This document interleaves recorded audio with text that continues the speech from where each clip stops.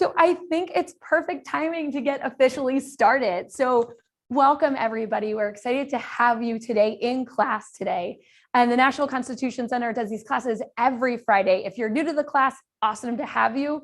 If you've done this class before, it's a fantastic day to be here. My name is Kerry Sautner. I'm the Chief Learning Officer at the National Constitution Center, and I'm literally at the National Constitution Center today. We're in an exhibit called Civil War and Reconstruction, the Battle for Freedom and Equality. This is one of my favorite exhibits we have ever done at the Constitution Center. And today, Jeff and I are going to walk you through this amazing exhibit and engage in some of these amazing primary sources that we're putting into a new project called the Founders Library.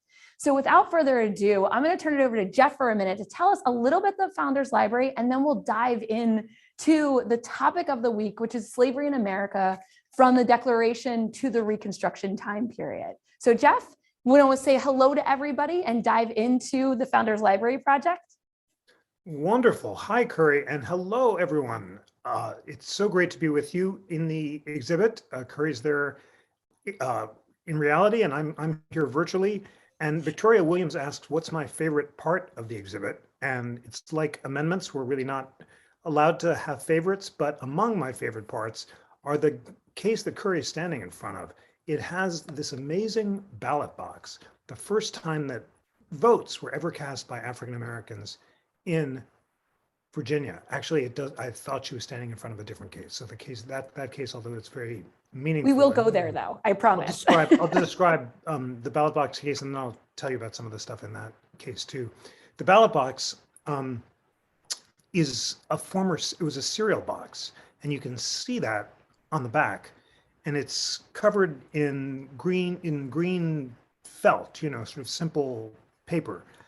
And it's a humble box that was the first time African Americans could cast votes. And right next to it is the ballot box for white people, which is this gleaming, wooden, beautiful, jeweled box, which is what was used to be used as opposed to a cereal box. But there's something about just the simple power of that artifact that's incredibly moving.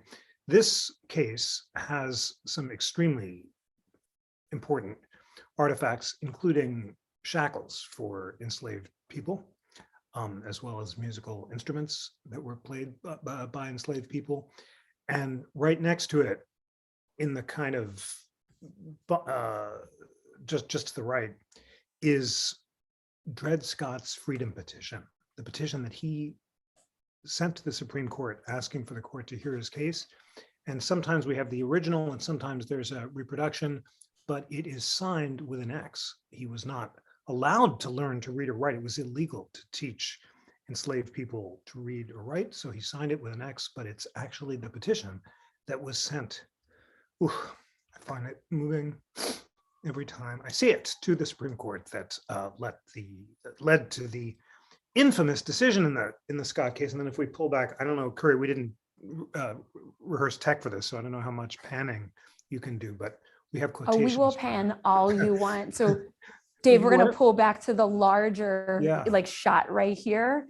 And Jeff is setting up for us this amazing exhibit. The section of the exhibit that we're in is called Building to Crisis. And it really helps lay out what are some of the pieces and compromises in the United States Constitution around enslavement and around slavery, and then builds to these crisis moments before the Civil War. And Dred Scott is one of those key crisis moments.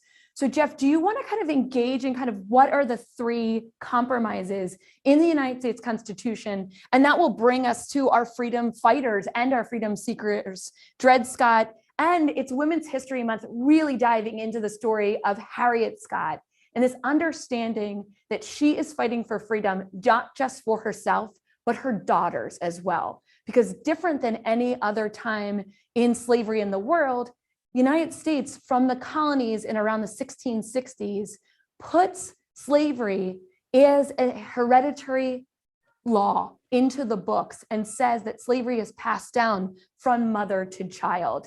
And this is why Harriet says, no, I need to fight for my freedom to ensure the freedom of my daughters. So Jeff, I'll turn it back to you and you can bring us kind of from what is in the Constitution to the freedom fighters of Harriet and Dred Scott. Thank you, Kerry. It's so meaningful, friends, to talk about the compromises over the status of slavery at the Constitutional Convention. And there were three big ones. They involved the international slave trade, the 3/5 clause and the fugitive slave clause. But more broadly, to talk about the central dilemma, shame, paradox, hypocrisy of American constitutional history. How is it that framers like Thomas Jefferson, like George Mason, like Patrick Henry, who wrote or subscribed to the soaring words of the Declaration of Independence that all human beings are created equal and that they're endowed by their creator with certain unalienable rights to life, liberty, and property, how is it possible that they themselves held slaves? And at the Constitution Center, Kerry mentioned, we're putting online these primary sources from the founding era that we're calling the Founders Library. And one of the sources really puts this dilemma in extraordinarily clear perspective. It's from Patrick Henry. And here's what Patrick Henry said. Remember, this is the patriot who memorably declared, "Give me liberty or give me death." He over and over again said, America's cannot be King George's slaves. He contrasted the tyranny and enslavement of King George with the freedom of America. How is it possible that he himself could own slaves? Well, he asked himself that very question. Patrick Henry said, "Is it not amazing that at a time when the rights of humanity are defined and understood with precision, in a country above all others fond of liberty, we find men adapting a principle of slavery as repugnant to humanity as it is inconsistent with the Bible and destructive to liberty?" That's Henry writing in 1773. And he added, "Would anyone believe that I am master of slaves of my own purchase? I am drawn along by the general inconvenience of living without them. I will not, I cannot justify it." Friend, isn't that extraordinary? He's telling us slavery, I know that slavery is inconsistent with the principle of the rights of humanity, inconsistent with the Bible and destructive to liberty. Why am I master of slaves of my own purchase? Because of the general inconvenience of living without them. In a simple word, greed or avarice, to use the word that the framers themselves used a lot. He was too greedy or avaricious to give up the comfortable lifestyle that enslaved labor made possible. But then he added, "I will not, I cannot justify it." He wasn't defending himself. He wasn't making excuses. He wasn't saying it actually was consistent with the Declaration. He just wasn't personally willing to make the sacrifice of freeing his slaves. And that's broadly the position that many of the enslaving delegates were in. Thomas Jefferson, too, could not have been more clear about the immorality of slavery, its inconsistency with the principles of the Declaration. He said, "I tremble for my country when I think that God is just," and predicted divine retribution against the evil of slavery. And yet he himself refused to free his own slaves. The only small population that he freed may have been his own children with Sally Hemings, although he did not free Sally Hemings, with whom he had those children. Why didn't Jefferson free his slaves? He said it himself, avarice, greed. He talked about how generally enslavers in Virginia were willing to give up the international slave trade because they already had enough of an enslaved population. And he blamed the delegates from Georgia and South Carolina for wanting to import more people as part of the international slave trade. And that's why in the part of the Declaration of Independence that Congress cut, Jefferson had a long denunciation of the international slave trade. And he and George Mason, another important delegate who was an enslaver, very much wanted immediately to end the international slave trade and were upset that the convention hadn't done so. But that's because it was in their economic interest. In Virginia, they didn't need more of an enslaved population. Basically, they blamed South Carolina and Georgia for having not banned the slave trade sooner. And that's because South Carolina and Georgia were more dependent on enslaved people. Now, what's so important for me to tell you is that not everyone was as avaricious as Jefferson and Patrick Henry when it come to freeing their own enslaved population. Jefferson was hugely in debt. He lived way beyond his means. His lifestyle at Monticello was so lavish that he was constantly having literally to sell portions of his enslaved population. And also he didn't want to impose his debts on his daughters. So he expected they would have to sell some of the enslaved human beings. And in fact, they had to sell all of Monticello because he just couldn't pay his debts. But George Washington was different. George Washington, who also recognized the immorality of enslavement, did free his enslaved population after the death of his wife, Martha Washington, and other enslavers from Virginia, like Jefferson's law tutor, George Wythe, was far more principled and immediately freed his enslaved population because he knew that it was a violation of natural law. So it really varied founder by founder about how avaricious they were, how willing they were to give up the inconvenience of living without slavery. Even in the northern states, or the eastern states, as they tended to call them, people like Benjamin Franklin had a smaller number of enslaved servants, as they called them. He took 2 enslaved people to London with him, but Franklin changed his mind about the immorality of slavery. While in London, he founded a school for Negro children, as they called it, in both Philadelphia and New York, in Richmond, Virginia. And when he visited the Negro school, he talked about the urgent importance of equal education for Black and white children. And at the end of his life, he joined the Pennsylvania Anti-Slavery Society, founded by Quakers, and petitioned Congress to end slavery. And John Adams, who did not own slaves, always denounced it as a great crime against natural law.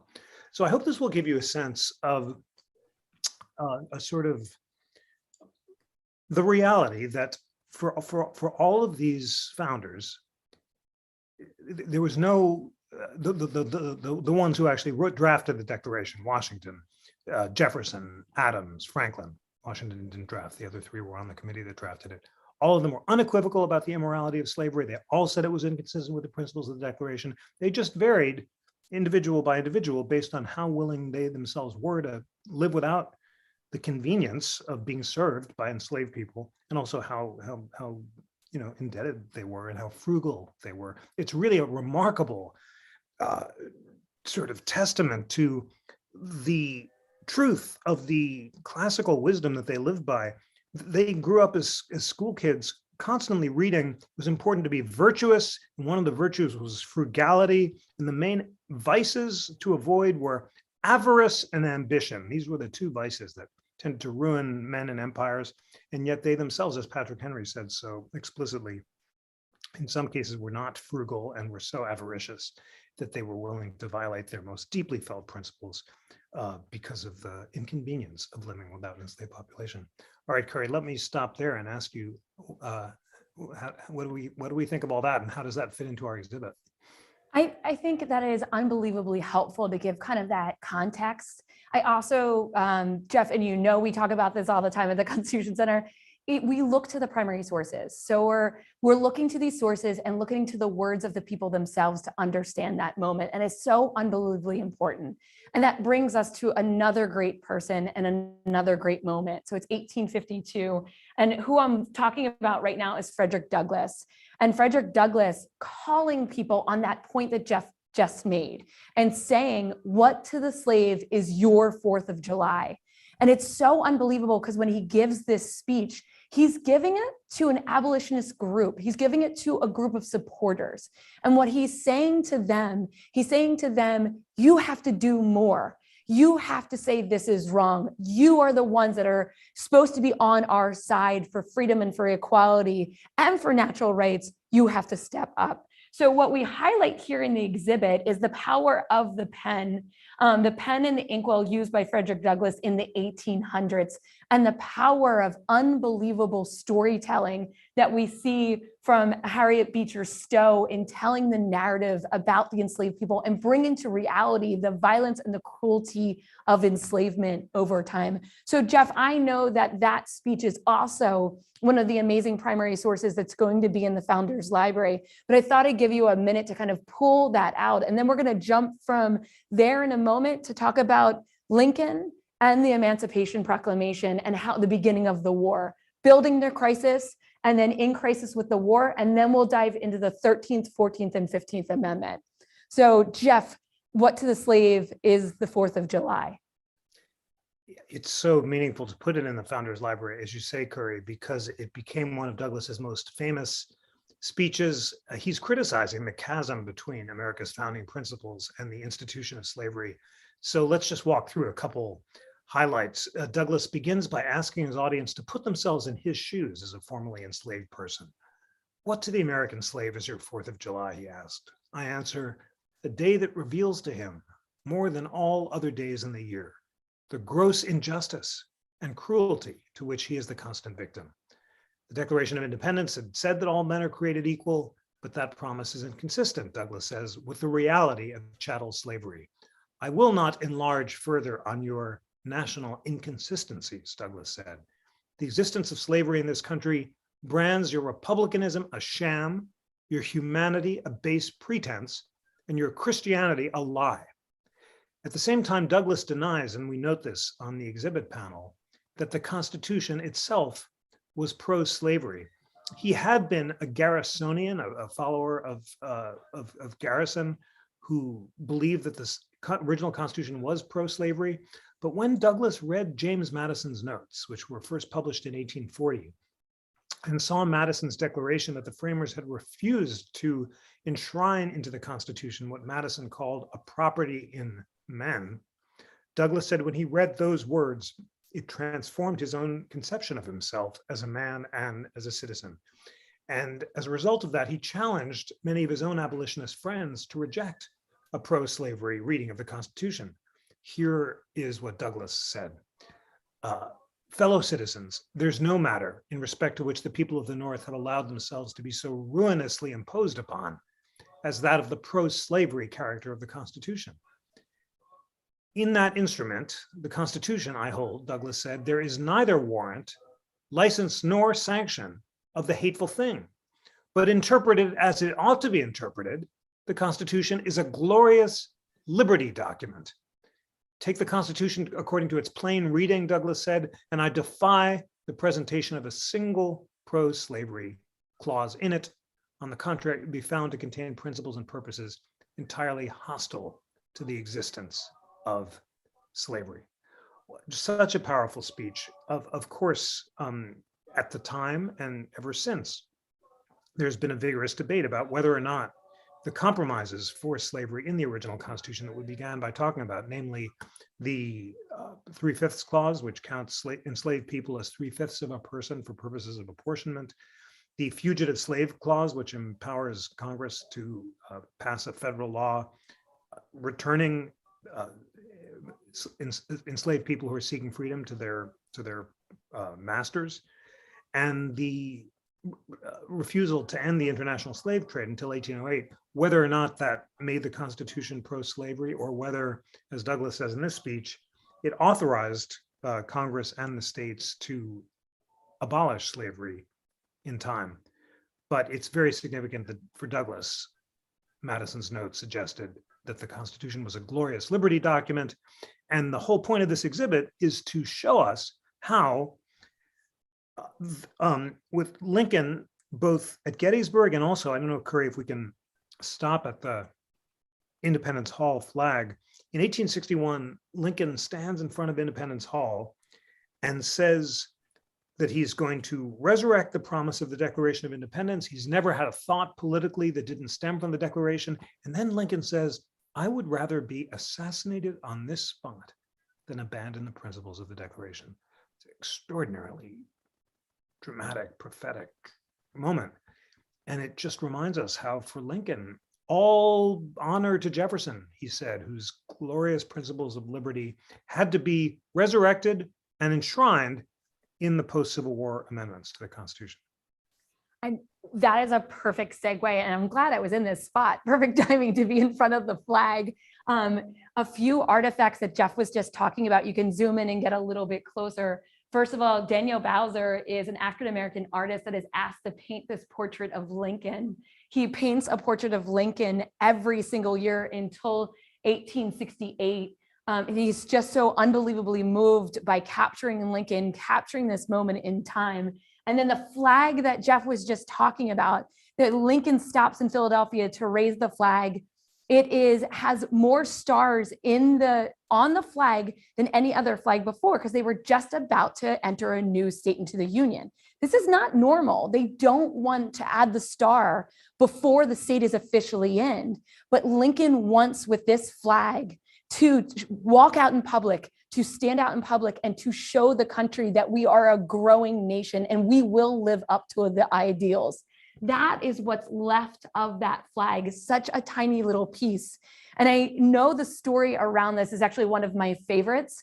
We don't, just like any good story, you're not completely sure how much is true and how much is fable. But as the story goes, that he's right across the street in Independence Hall, he goes to raise the flag. And as they start to pull up the flag, it gets stuck. And everybody, silence is still in the crowd, and they pause, and everybody is holding their breath. Lincoln pushes up his sleeves, spits on his hands, claps them together, and pulls the flag, goes all the way to the top and unfurls with a whip, and the entire crowd gasps. And you see that new flag with the new star, and the Union is unfurling and growing. It's an unbelievably powerful moment, and it's captured in a perfect moment for Lincoln to say that I will risk my life for this Union. We will live up to the ideals, because there are so many people willing to risk their life to ensure these ideals are being met.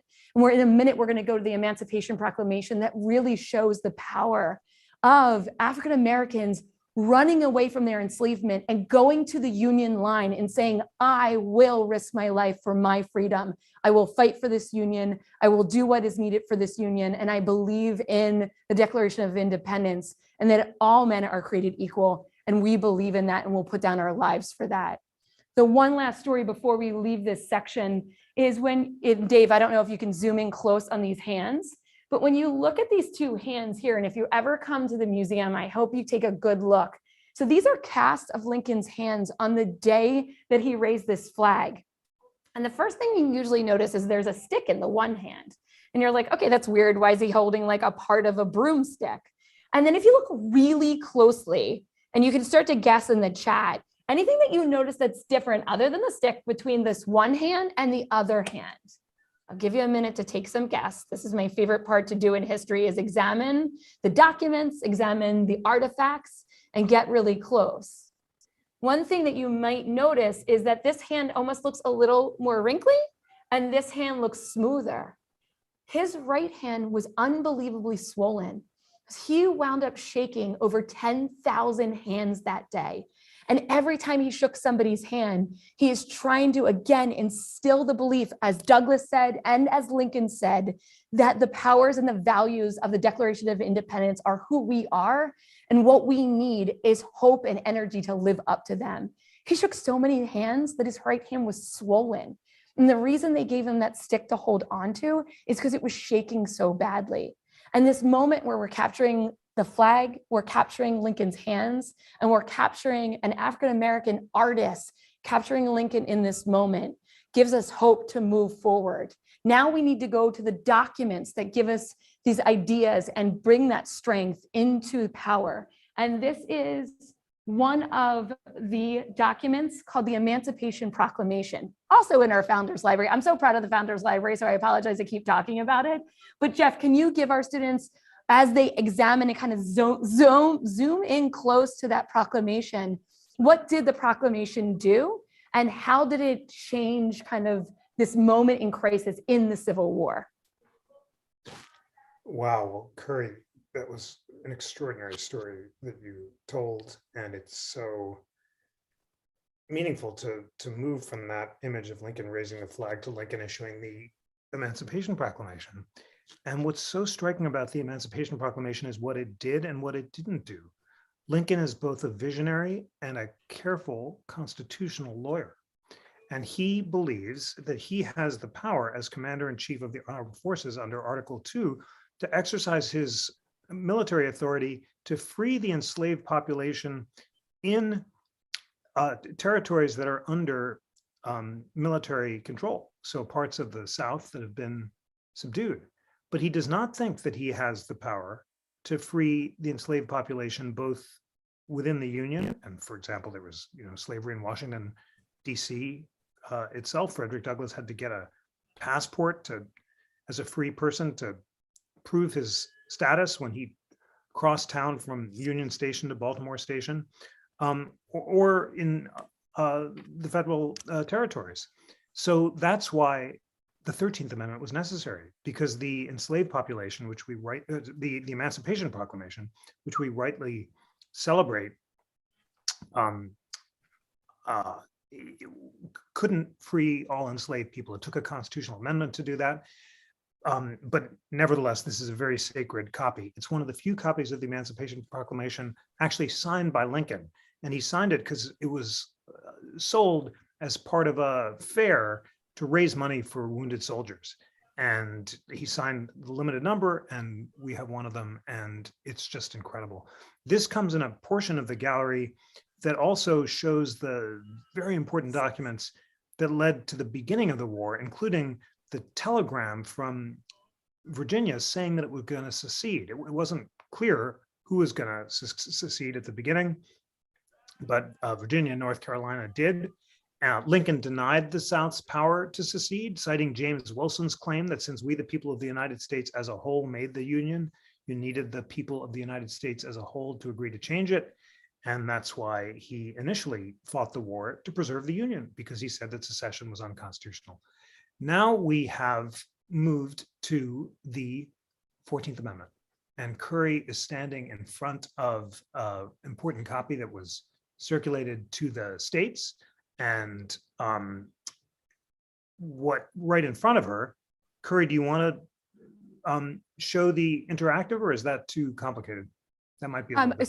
We are running out of time. So just in case you ever come to the National Constitution Center, Jeff and I will take you on a tour, and we'll be in here for 5 hours because we both love this exhibit. So we have 2 more stops. We can't talk about enslavement and slavery in the United States without talking about the 13th Amendment. We're going to do the 3 more steps. So we're going to do the 13th Amendment, then we'll do the 14th Amendment, because that's when we get the Declaration of Independence into the United States Constitution. And then I promised everybody that we're going to look at that voting box. And I think that the voting box is a perfect way to wrap up the power of your voice and agency in the United States Constitution. Also is about the agency of we the people, and the vote is one of the ways you can do that. So Jeff, you want to do the 13th Amendment really quickly? Tell the students, what does the 13th Amendment do? We'll do 14th, and we'll end with voting in 15th. Well, the 13th Amendment, as you may remember from the great movie, which is worth seeing if you haven't, Lincoln, frees the enslaved population of the United States and overturns the part of the Dred Scott decision that says that Black people have no rights which white people are bound to respect, and ensures that slavery can no longer exist in America. It does have that clause about servitude except for cases of imprisonment, whose scope is much debated today, but it was at the time primarily intended just to say that you could still put people in jail.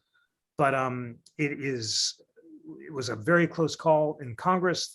It wasn't obvious that it was going to pass, but it did pass, and it marked the beginning of the Reconstruction amendments.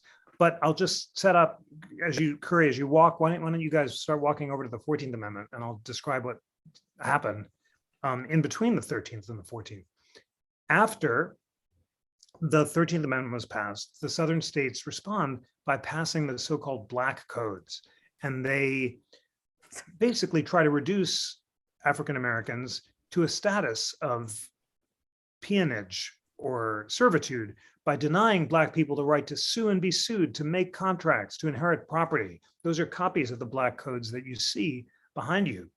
In the document on the right, you see the Civil Rights Act of 1866, which Congress passes basically to ensure that everyone has the same civil rights and to prevent those black codes from going into effect.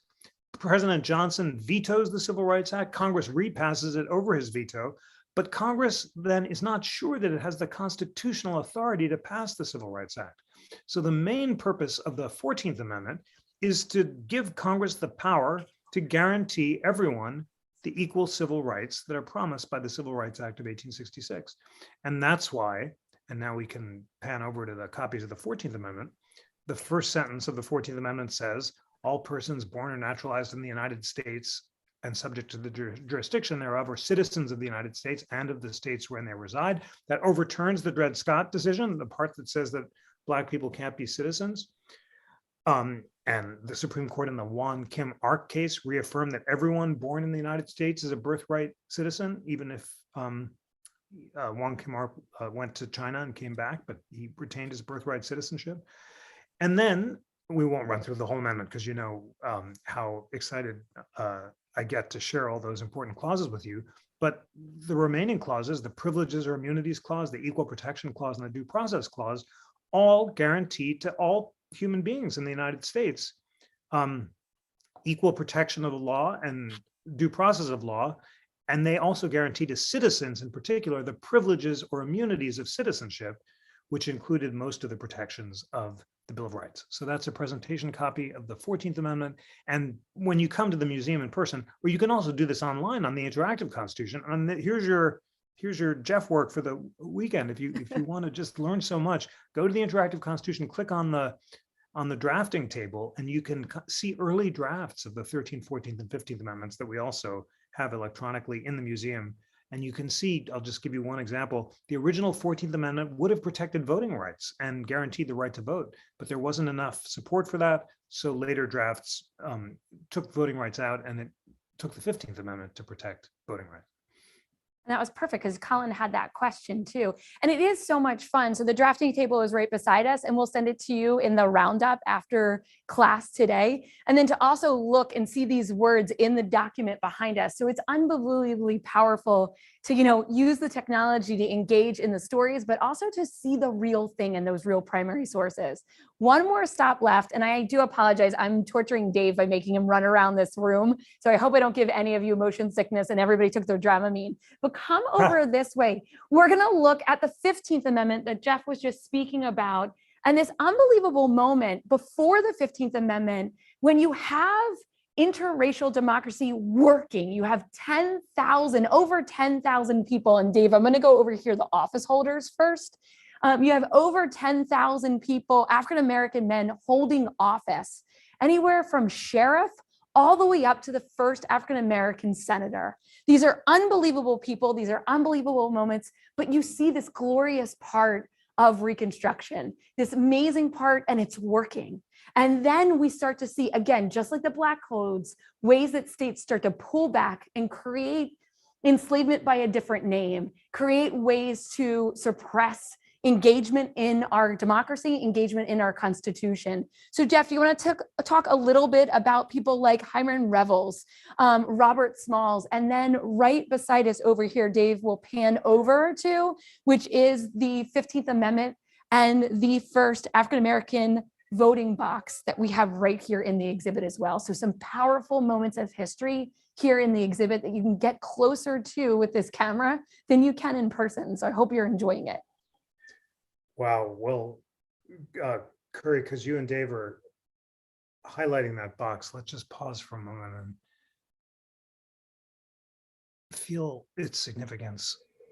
Just think about the Black voters who took a cereal box and covered it with that green felt and put it out in the election and cast the very first ballots that African Americans had ever been allowed to cast in Virginia, and then elected some of those heroes that Kerry was just talking about, like Hiram Revels, leading to the largest representation in Congress of African American senators and Congress people ever in American history. The numbers have never been duplicated because it was this brief shining moment when African Americans actually were able to cast a free vote, and they exercised it meaningfully.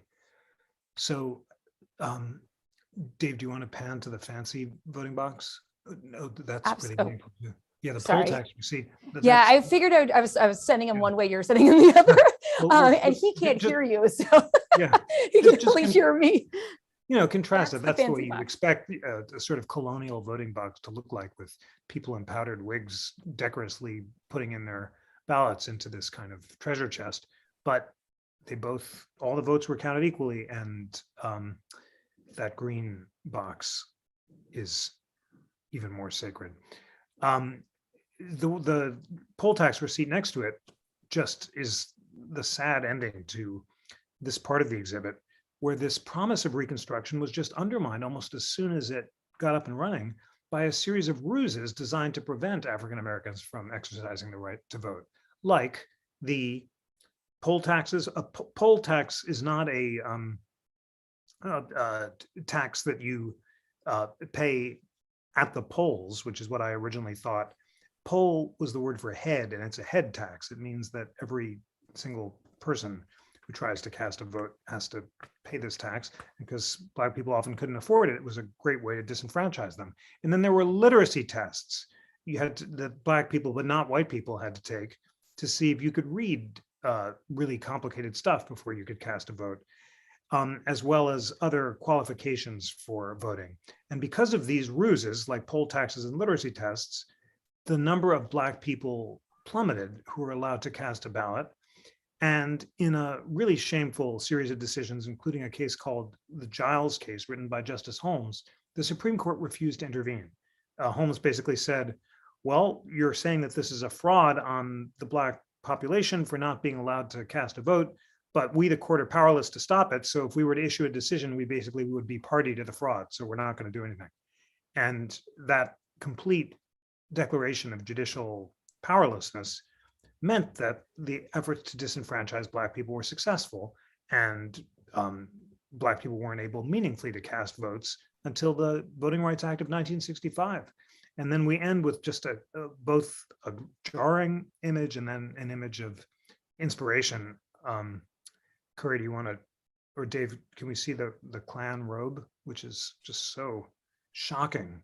You think of a Ku Klux Klan robe as being a white robe, but this is a replica of an original one, and it looks like a horrific costume, a masquerade costume from some gruesome Halloween. And this was one of the instruments of what Professor Gates has called Southern redemption, where through terrorism, violence, and lynching, the efforts of African Americans to exercise their new rights under the Reconstruction Amendments were violently denied. People were beat up and killed. And in addition, the system of Jim Crow got up and running, so that Southern states began to pass laws requiring the segregation of railroad cars, for example. The Civil Rights Act of 1875 had been passed by Congress to require equality of accommodations in transport and theaters and restaurants, but the Supreme Court remarkably struck it down as being beyond Congress's power to pass. There was one dissent written by the great John Marshall Harlan, who insisted that Congress did have that power. He wrote his dissent with the inkwell that Chief Justice Taney had used to write the Dred Scott decision, which Harlan's wife put out on his desk, giving him a burst of divine inspiration that allowed the dissent to flow from him. Harlan also wrote the dissenting opinion in Plessy v. Ferguson, the lone dissenter in the case that upheld segregated railroad cars. And once again, it took decades for Plessy to be overturned. And in the Brown decision in 1954, the Supreme Court finally recognized that separate but equal was unequal. We did want to end on a note of inspiration, and we end with Dr. King on the Mall saying that the Declaration of Independence was a promissory note, and that it was time to make that promise a reality. But before we maybe show that clip, you can see Dr. King. And Victoria Williams, you asked another of my favorite parts. In that clip, you can hear Marian Anderson singing My Country 'Tis of Thee on the steps of the Lincoln Memorial. The great contralto, Marian Anderson. If you just want to be uplifted spiritually this weekend, listen to her singing anything. But that moment when she'd been denied the right to sing at Constitution Hall, Eleanor Roosevelt resigned from the Daughters of the American Revolution and invited her to sing on the steps of the Lincoln Memorial. And she sings My Country 'Tis of Thee. It is celestial. Kerry, why don't you wrap us up? Thank you, Jeff. I think that was unbelievably powerful, from going from the words of the Constitution to the unbelievable hope and power of the people that continue to make sure that we live up to our promises in the Declaration, that we see that in the 14th Amendment, we put words like life, liberty, and the pursuit of happiness into the Constitution, due process of law, equal protection of the laws. They're all the ways the Declaration comes into the Constitution during the second founding time period of these three amendments.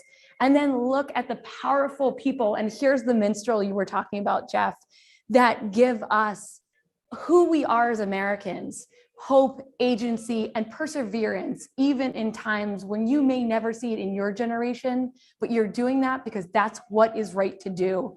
And giving us an understanding of our whole and complete history, to understand the amazing triumphs as well as the tragedies, because that's what makes us we the people.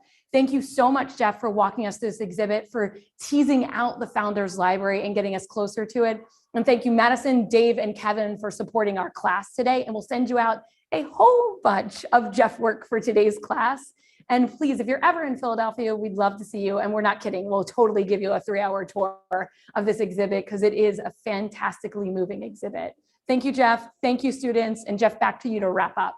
Thank you, Kerry. That was so powerful. It was so meaningful to share this exhibit with our friends and with you. And we would love to show it to you in person. Have a great weekend, all. Thank you.